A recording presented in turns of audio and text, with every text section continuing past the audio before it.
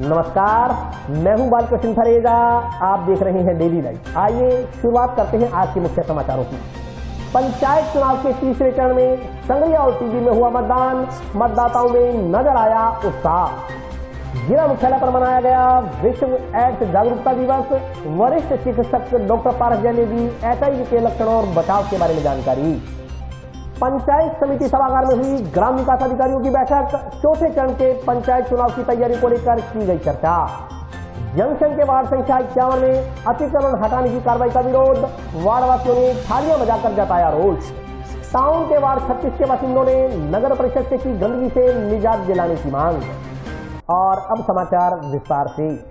मंगलवार को पंचायत चुनाव के तीसरे चरण में संगरिया और टीबी में 32 पंचायत समिति सदस्यों व 7 डायरेक्टर पदों के लिए शांतिपूर्ण मतदान संपन्न हुआ। जिला परिषद और पंचायत समिति सदस्यों के तीसरे चरण के चुनाव के लिए मंगलवार को संगरिया व टीबी पंचायत समिति क्षेत्र में मतदान हुआ। संगरिया में 136 व टीबी में 177 मतदान केंद्रों पर 32 पंचायत समिति सदस्यों व 7 डायरेक्टर पद के लिए मतदान किया गया। संगरिया पंचायत समिति क्षेत्र में 15 व टीबी पंचायत समिति क्षेत्र में 17 सदस्यों के निर्वाचन के लिए मतदान हुआ, जबकि दोनों क्षेत्रों में जिला परिषद के 7 डायरेक्टरों का भाग्य मतदाताओं ने ईवीएम में बंद कर दिया। उल्लेखनीय है कि दोनों पंचायत समितियों में कुल मतदाता संख्या 2,09,252 है। संगरिया में कुल 9,305 मतदाता और टीबी में 1,18,947 मतदाता हैं। तीसरे चरण में भी गांव की सरकार चुनने के लिए मतदाताओं ने पूरे जोश और उत्साह के साथ मतदान किया। इसके तहत सुबह से ही मतदान केंद्रों के बाहर मतदाताओं की कतारें नजर आईं। मतदान के दौरान सभी मतदाता मास्क लगाकर पहुंचे। मतदान केंद्रों पर कड़े सुरक्षा बंदोबस्त के बीच ग्रामीणों ने अपने मत का प्रयोग किया। चुनाव पर्यवेक्षक के अलावा जिला कलेक्टर जाकिर हुसैन ने मतदान केंद्रों का जायजा लेकर मतदान कर्मियों को no mask no entry, booth के अंदर मोबाइल फोन नहीं ले जाने, महिला और पुरुष की अलग अलग लाइन के नियमों का सख्ती से पालन करने के निर्देश दिए।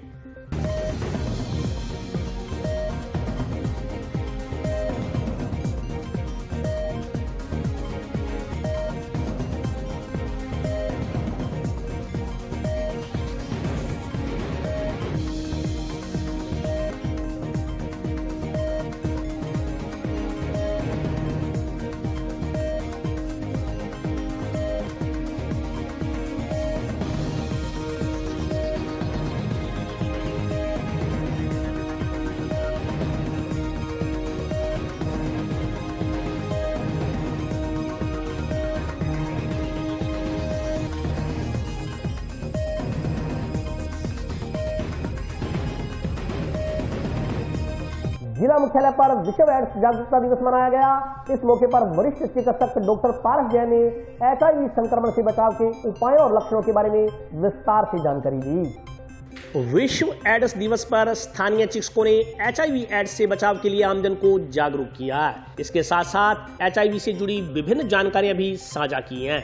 हनुमानगढ़ के वरिष्ठ चिकित्सक डॉक्टर पारस जैन ने HIV एड्स के बारे में जानकारी देते हुए बताया कि HIV का मतलब ह्यूमन इम्यूनो सिंड्रोम यानी HIV विशेष प्रकार के संपर्क से बढ़ती है। इसके बढ़ने के 3-4 कारण हो सकते हैं। उन्होंने कहा कि इंजेक्शन में इस्तेमाल होने वाली नीडल यदि इन्फेक्टेड है या उसे बार बार इस्तेमाल किया गया है तो वह इस गंभीर बीमारी के वाहक के रूप में काम कर सकती है। उन्होंने बताया कि HIV का संक्रमण रक्त के जरिए फैलता है। इसके अलावा असुरक्षित यौन संबंध से भी संक्रमण फैलने का खतरा अधिक रहता है। डॉक्टर पारस जैन के अनुसार कुछ विशेष परिस्थितियों में गर्भवती महिलाओं के प्रसव के दौरान उनके बच्चों में यह संक्रमण फैलने का खतरा बढ़ जाता है।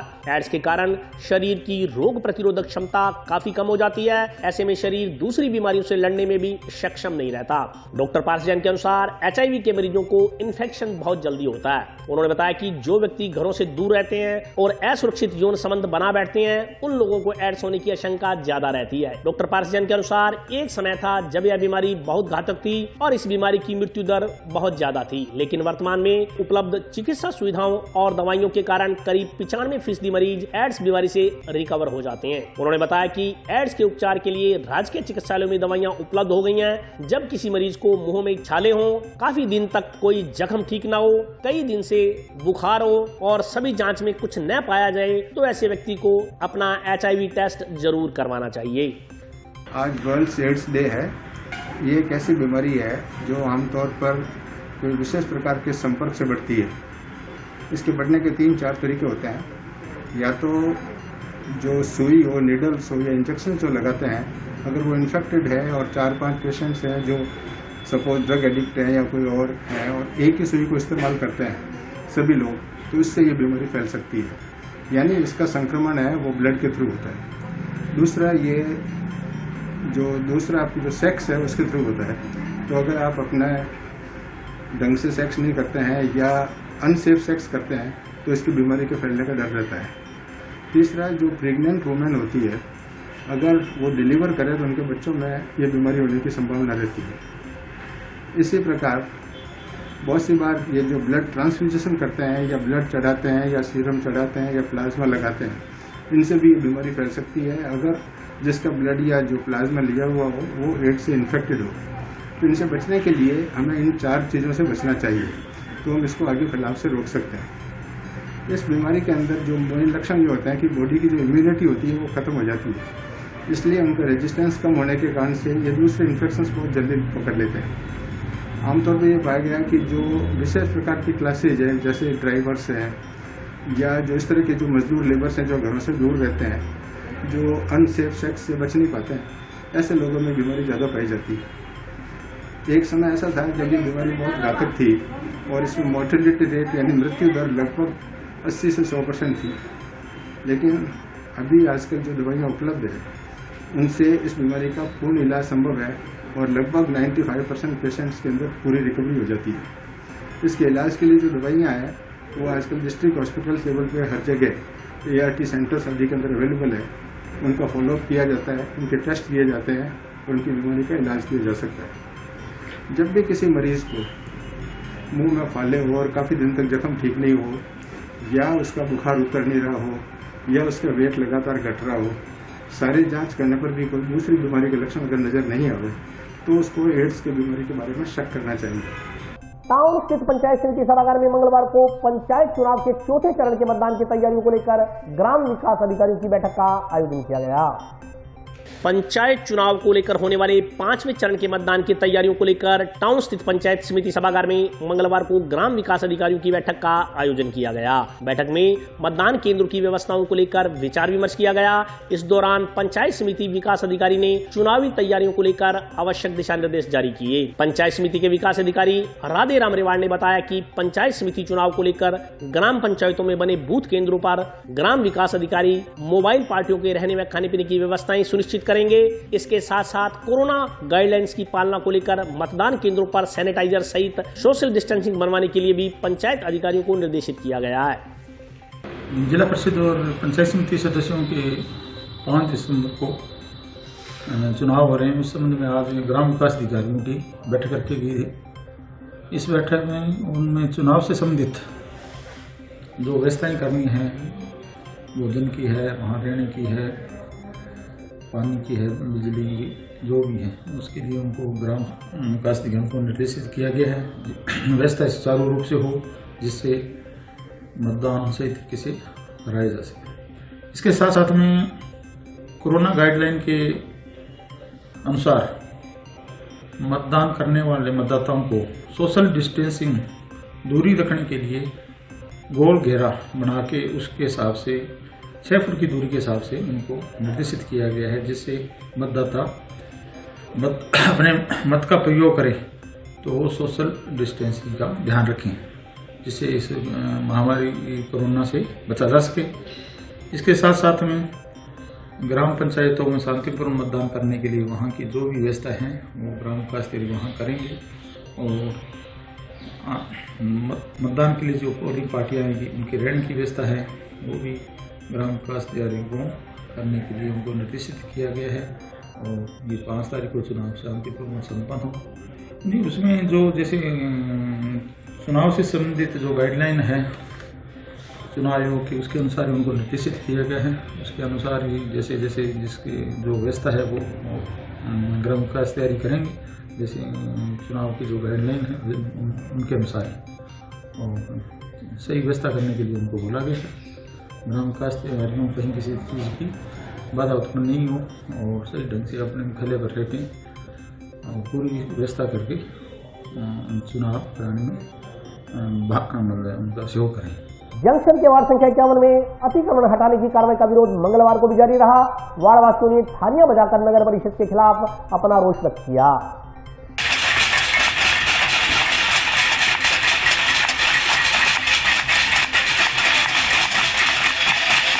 अतिक्रमण हटाने की कार्रवाई के विरोध में जंक्शन के वार्ड संख्या 51 के लोगों का चल रहा धरना मंगलवार को भी जारी रहा। वार्ड वासियों ने थालियां बजाकर नगर परिषद के खिलाफ अपना रोष व्यक्त किया। वार्ड वासियों ने बताया कि वे यहां दशकों से निवास कर रहे हैं। दिहाड़ी मजदूरी करके उन्होंने अपना आशियाना तैयार किया है और अब नगर परिषद इन्हें अवैध अतिक्रमण हटाकर तोड़ रही है।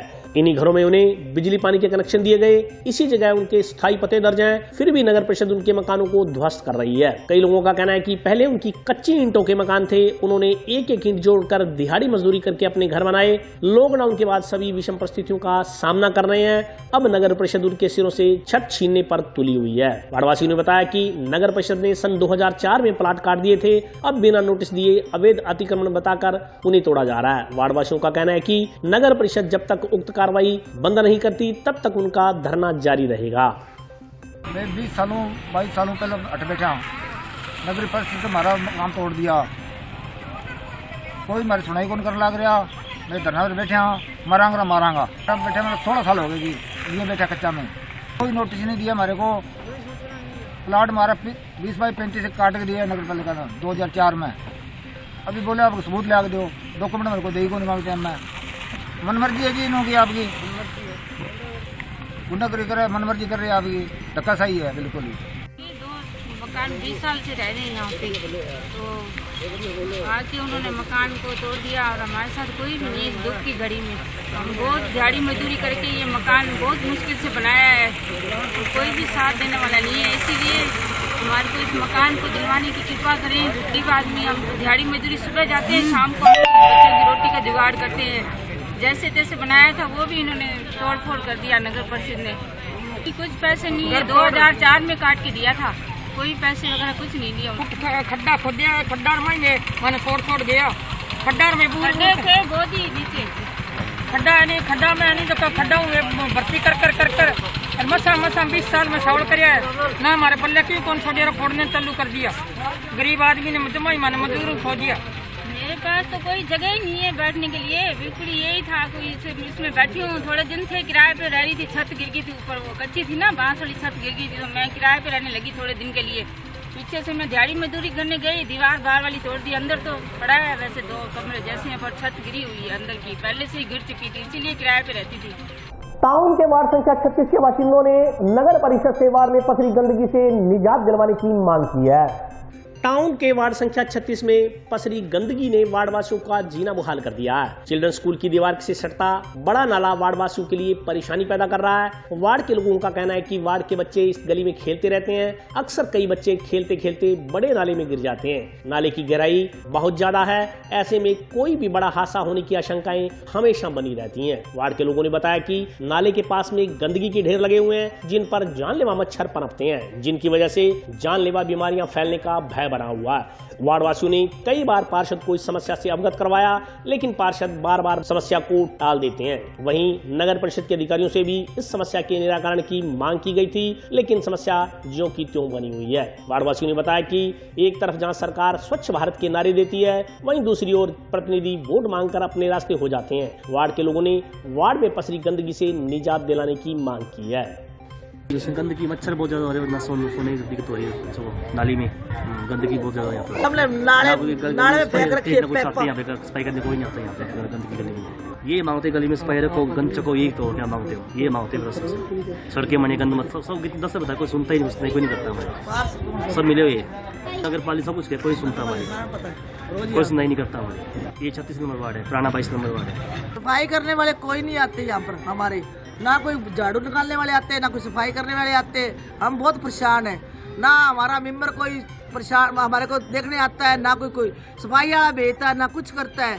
इधर नाला उधर टूटा पड़ा नाला नगर पालिका तोड़ गए, वही बच्चे गिरते हैं, कभी कोई बच्चा गिर जाता है, कोई कभी बच्चा गिर जाता है। कोई ये थोड़ा है हम कोई गंद में बैठे हैं, कोई हमारी कोई ना कोई नगर पालिका वाले आते हैं, कुछ नहीं आते, ना कोई सफाई करते हैं, ना कोई कुछ करते। हम तो ऐसे ही कचरे बैठे हैं। अब क्या करें, कचरे में बैठे तो ऐसे क्या करें, हमारे को सफाई चाहिए। और हमने क्या करना, हमारे नाले निकालो, सफाई करो, और हम प्रशासन से क्या लेना है? पार्स से हम तो लेना, पार्स ना पार्स हमारी देखता कोई ना, पार्स आता है। 10 साल हो गए हम तो, ना कोई सड़क हमारी बनती है ना कोई कुछ बनता है, हम तो ऐसे ही बैठे हैं, बोर्ड दे देते हैं, जब बस बंद हो जाते हैं, हम करेंगे कोई कुछ नहीं आता करने वास्ते। जिला अस्पताल में बने ART सेंटर को MCH यूनिट में स्थानांतरित कर दिया गया है। मंगलवार को अस्पताल प्रबंधन ने नए ART सेंटर का उद्घाटन किया।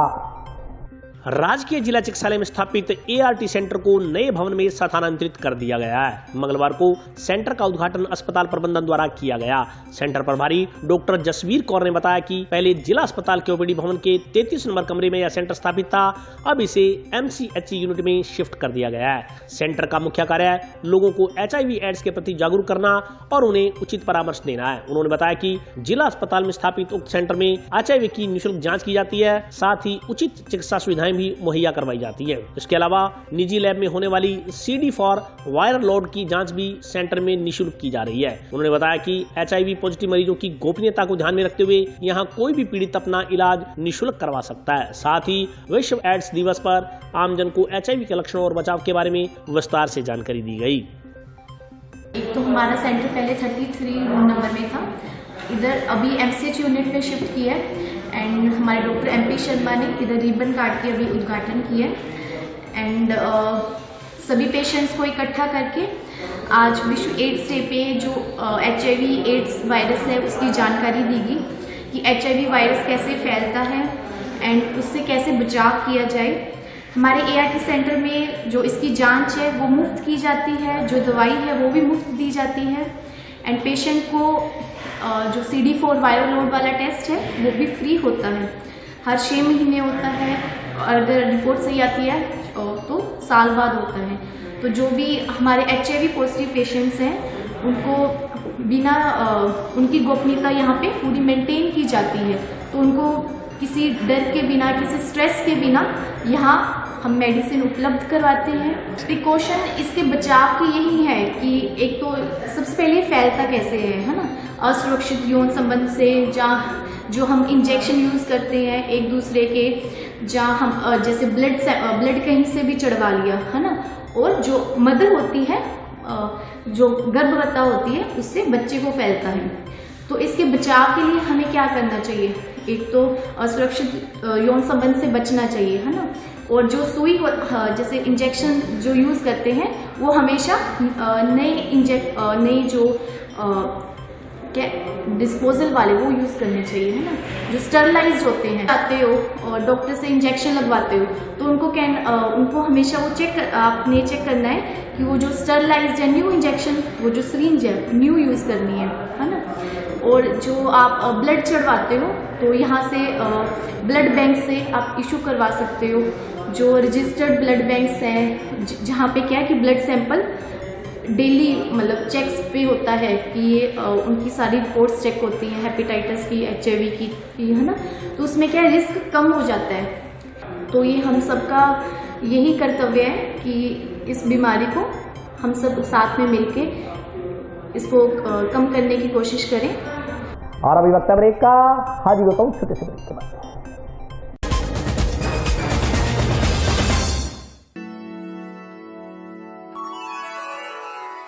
यूं तो कई बार मुझे हंसते देखा है, पर ये हंसी कुछ और है। ये गहना मुझ पर जचता है, पर ये महज एक गहना नहीं,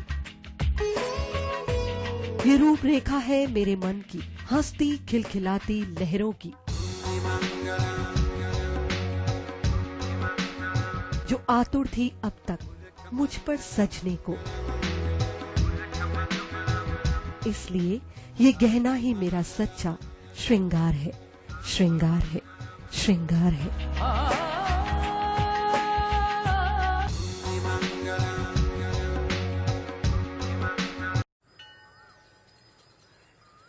अरे बबलू, लॉकडाउन खुलते ही टहलने निकल पड़े।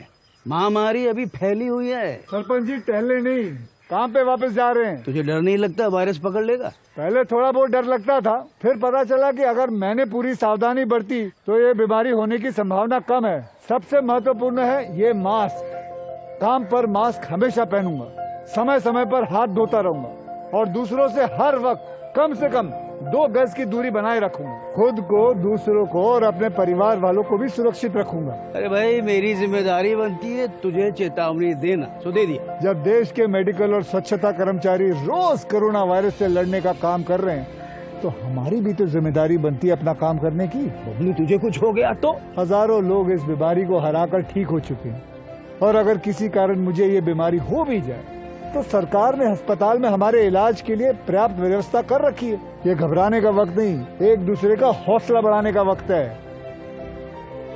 अरे ऐसे क्या देख रहा है? तू काम पे जाएगा, मैं नहीं जाऊंगा, नाक नहीं कट जाएगी मेरी। चलो मास्क। हाँ, मास्क।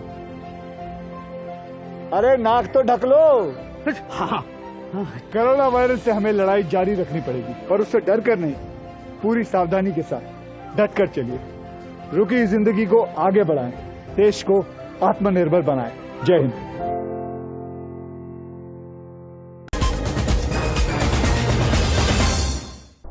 ब्रेक के बाद स्वागत है। आइए नजर डालते हैं अगले समाचारों पर। जंक्शन में बस स्टैंड के आसपास बेतरतीब ट्रैफिक व्यवस्था से आमजन को खासी परेशानियों का सामना करना पड़ रहा है। जंक्शन बस स्टैंड के बाहर बेतरतीब तरीके से खड़े रहने वाले ऑटो के कारण आसपास के दुकानदारों को परेशानियों का सामना करना पड़ रहा है। इससे उनकी ग्राहकी भी प्रभावित हो रही है। बस स्टैंड से बाहर निकलने वाली बसों को भी आवागमन में दिक्कतों का सामना करना पड़ रहा है। बीच सड़क पर ही बेतरतीब तरीके से टेम्पो खड़े करने से जाम की स्थिति बनी रहती है।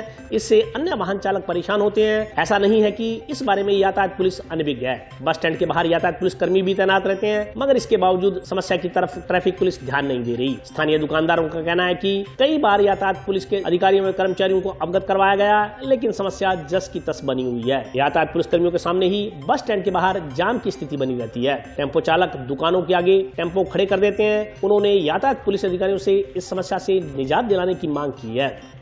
टेम्पो चालकों से आम जनता घनिष्ठ परेशान है। एक तो ये बस अड्डे के रास्ते में, उसके बाद अगर बस पीछे से निकली है टेम्पो वाले बीच में लगा देते हैं, उसकी हॉल्ट से आम जनता की परेशानी बहुत ज़्यादा ही है। ज़्यादा क्या बोलिएगा, कभी कभी ऐसा होता है कि रेल जो होता है ना दिमाग, वो इस तरीके से दुखने लग जाता है। इतनी आवाजाही, इतनी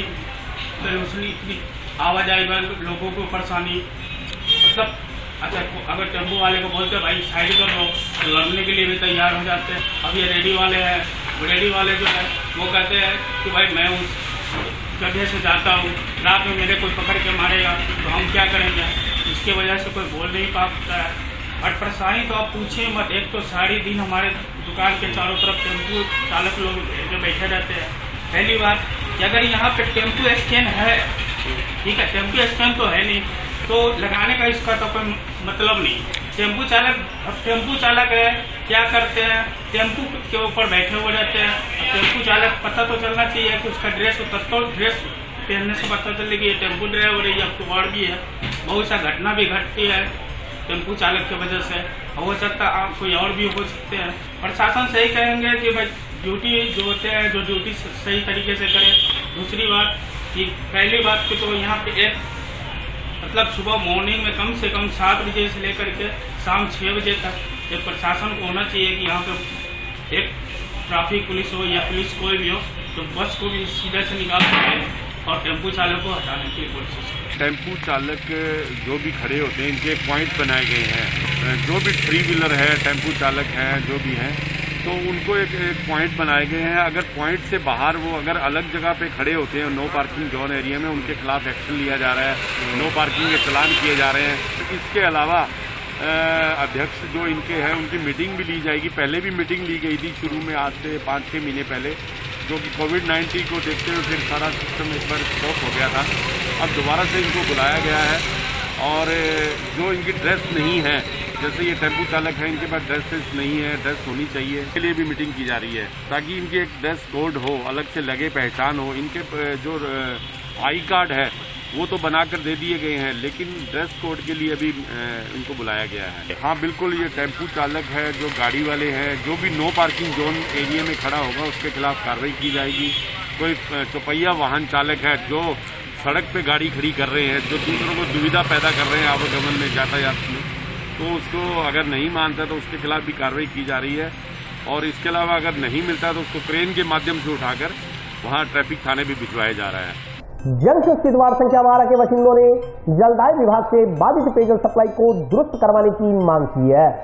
जंक्शन स्थित वार्ड संख्या 12 में कुछ लोगों द्वारा करवाए जा रहे पाइपलाइन के कार्य के कारण कई वार्डवासियों को बाधित पेयजल सप्लाई की समस्या से जूझना पड़ रहा है। वार्डवासियों ने बताया कि वार्ड में नई सड़कें बन रही हैं, सड़क बनवाने के लिए खुदाई करवाई जा रही है। कुछ लोग इस बीच अंडरग्राउंड पाइप डलवाने का काम कर रहे हैं। इसके कारण कई घरों में पिछले 3 दिनों से पानी की सप्लाई बाधित हो रही है। इस बारे में वार्ड के प्रभावित लोगों को जब पता चला तो उन्होंने जलदाय विभाग से संपर्क किया, जिस पर विभाग के अधिकारियों का कहना था कि वार्ड 12 में किसी तरह का कोई पाइपलाइन मरम्मत का काम विभाग द्वारा नहीं करवाया जा रहा। वार्ड के लोगों ने जलदाय विभाग से पेयजल आपूर्ति को दुरुस्त करवाने की मांग की है। आज हमारे वार्ड के अंदर 3 दिन, आज चौथा दिन है, पानी नहीं आ रहा है। ना पीने का पानी है, ना कोई बाहर जाने के लिए, मुंह धोने के लिए पानी नहीं आ रहा है। जब हमने मौके पे जाकर देखा तो पता लगा कि वहाँ जो पाइप है पटवा रखी थी, सड़कें पटवा रखी हैं, वो बड़े बड़े खड्डे कर रखे हैं। जब वहाँ जाके लोगों से पूछताछ की तो उन्होंने कहा कि जी इस लाइन वालों ने नई पाइप डलवाई है। हमने वाटर बॉक्स वालों को फ़ोन किया, भाई क्या आपने नई पाइप डलवाई है? तो वो ये कह रहे हैं हमारे पास ऐसी कोई स्कीम नहीं है नई पाइप डालने की, ठीक है। और हमारा तो काम है सिर्फ वाटर बॉक्स से पानी देना या कहीं लीकेज हो गया उसको सही कराना। जबकि कुछ लोग अपनी चौधराहट के लिए ये सिस्टम बनाया और लोगों को गुमराह करके और वो पाइप डलवा दी। अब पाइप डलवा दी, वो पाइपें जो नीचे पड़ी थी अब उनको ना छेड़ना था, जब ऊपर डला दिया तो कनेक्शन करा के चालू करा रहे थे। लेकिन उन्होंने नीचे वाली पाइप के जब जेसीबी मंगवाई, जेसीबी में खुदाई कराई तो जेसीबी से क्या हुआ कि नीचे वाले जो वो जोड़ थे वो सारे हिल गए और पाइपें सारी पट गई, जिससे कि पूरे मोहल्ले के अंदर पानी पानी हो गया है और घरों में पानी नहीं आ रहा है। लोग हैं परेशान। मैं तो यही कह रहा हूँ कि ये जो जिन लोगों ने चौधराहट करी है वो इसको सही भी करवाए।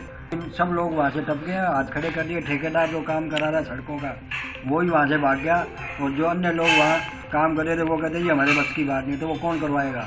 हमारी मांग है कि वो जो जैसे है वो लीकेज है और वो बंद करवाई जाए, उनको जोड़ सही करवा के हमें पानी मुहैया कराया जाए ताकि हम पानी पी सकें या नहा सकें। कोरोना काल के बीच शादियों का सीजन शुरू हो जाने के बावजूद फ्लावर डेकोरेशन और टेंट हाउस के कारोबार ठप होकर रह गए हैं। कोरोना संक्रमण के बीच विवाह शादियों का सीजन शुरू हो जाने के बावजूद फ्लावर डेकोरेशन और टेंट हाउस का काम करने वाले लोगों को आर्थिक परेशानियां झेलनी पड़ रही हैं। फ्लावर डेकोरेशन का काम करने वाले लोगों ने बताया कि पिछले 8 महीने से शादी समारोह पर प्रतिबंध लगा हुआ था। ऐसे में अपने और अपने परिवार का भरण पोषण कर पाना बहुत मुश्किल हो गया था। लेकिन अब छूट मिल जाने के बावजूद भी काम पहले की अपेक्षा काफी बुरी तरह से प्रभावित हुआ है। शादी के सीजन में भी उनके पास नाम मात्र बुकिंग्स हैं। टेंट हाउस कारोबारियों ने बताया कि कोरोना संक्रमण के चलते लोग विवाह शादियों के बड़े आयोजन करवाने से गुरेज कर रहे हैं। वहीं छूट मिलने के बावजूद बार बार राज्य सरकार के निर्देशों में किए जा रहे परिवर्तनों के कारण लोग डेकोरेशन के लिए बुकिंग करवाने से भी कतरा रहे हैं। इन परिस्थितियों में फ्लावर्स डेकोरेशन और टेंट हाउस वालों का काम न के बराबर रह गया है। पर काम और दूसरा बच्चे करते नहीं करते तो फुलर ही काम है, जैसे वैसे ही करना पड़ता है।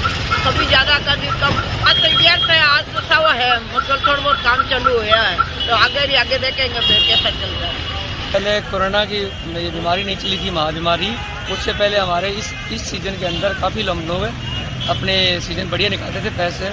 लेकिन अब क्या है, कोरोना महामारी से सरकार के जो गाइडलाइन जारी की है उसके आधार पर कस्टमर भी हमारे पास कम है और जो शादियां होनी थी वो शादियां बिल्कुल नहीं हो रही। इस वजह से क्या है, हमारी थोड़ी दाल रोटी में प्रॉब्लम आ रही है। लेकिन फिर भी परमात्मा छोटा मोटा जो हम काम निकाल के अपनी रोजी रोटी कमा रहे हैं। लॉकडाउन के बाद में स्थिति ये है कि अब काम तो आधे रह गए हैं, वो भी कुछ गिने चुने 100 के अंदर है। अब 100 में ही काम रहा है। उसके बाद में ये 12 के बाद दिसंबर के बाद में आगे 100 नहीं है। 1 महीने तक मलमास रहेगा। 1 महीने बाद में आगे कोई तारीख की कोई बुकिंग भी नहीं है, ना कोई हमें पता है कि आगे क्या होगा क्या नहीं है। बिल्कुल सर, कोरोना एक बहुत मुख्य वजह है इसका, जिसको मैंने कह सकते हैं कि ये जो अभी चल रहा है शादियों के टाइम, उसमें भी लोग डरे हुए हैं। कुछ नई गाइडलाइन जारी हो जाती है, आज कुछ है कल कुछ और हो जाए, इसलिए भी लोग काम करने से डर रहे हैं। NNPG कॉलेज में स्नातकोत्तर हेतु ऑनलाइन प्रवेश प्रक्रिया 3 दिसंबर से शुरू होगी। इस संदर्भ में कॉलेज सह आचार्य डॉक्टर विनोद जागीर ने विस्तार से जानकारी दी। जयपुर कॉलेज शिक्षा आयुक्तालय के निर्देशानुसार राजकीय नेहरू मेमोरियल पीजी महाविद्यालय में स्नातकोत्तर हेतु ऑनलाइन प्रवेश प्रक्रिया 3 दिसंबर से आरंभ होगी। इस संदर्भ में जानकारी देते हुए कॉलेज के सहायक आचार्य डॉक्टर विनोद जागीर ने बताया कि नए सत्र के लिए स्नातकोत्तर में प्रवेश प्रक्रिया 3 दिसंबर से आरंभ होगी। 17 दिसंबर तक कोई भी इच्छुक अभ्यर्थी ऑनलाइन माध्यम से आवेदन कर सकता है। उन्होंने जानकारी दी कि 19 दिसंबर को आवेदन पत्रों का सत्यापन किया जाएगा व 21 दिसंबर को प्रथम वरीयता सूची जारी की जाएगी। इसके अलावा 29 दिसंबर तक आवेदनकर्ता ई मित्रा पर फीस जमा करवा सकते हैं। निर्देशानुसार महाविद्यालय में सत्र 2020-21 हेतु स्नातकोत्तर में प्रवेश प्रक्रिया ऑनलाइन प्रारंभ की जा चुकी है। इसके अंतर्गत जैसे कि आयुक्तालय ने जो दिशा निर्देश दिए गए हैं उनके अनुसार 3 दिसंबर से महाविद्यालय में ऑनलाइन स्नातकोत्तर के लिए आवेदन प्रक्रिया प्रारंभ होगी और फार्म भरने की अंतिम तिथि 17 दिसंबर होगी। 19 दिसंबर को इन सभी आवेदन पत्रों का सत्यापन किया जाएगा और 21 दिसंबर को प्रथम वरीयता सूची जारी की जाएगी। इसके अतिरिक्त 29 दिसंबर को फीस ई मित्रा के द्वारा फीस जमा कराने की अंतिम तिथि होगी। इसके अनुसार सभी छात्र छात्राओं को इस संबंध में महाविद्यालय द्वारा विज्ञप्ति भी जारी की जाएगी। और आज के लिए बस इतना ही। कल फिर हाजिर होता हूँ नए समाचारों के साथ। तब तक के लिए नमस्कार।